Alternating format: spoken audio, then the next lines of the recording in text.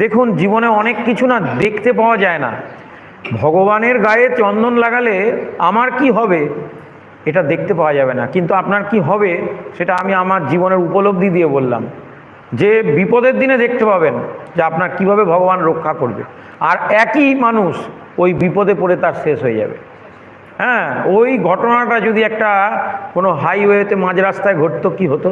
গাড়িটা যদি বন্ধ হয়ে যেত, কীরকম ভয়ঙ্কর পরিস্থিতি হতো বলুন তো। তো সেই জন্যে ভগবানের ওপর আমাদের সবসময় আস্থা রাখা দরকার। যে সাধুগুরু বৈষ্ণবরা যেগুলো বলছে সেটা ভালোর জন্যই বলছে।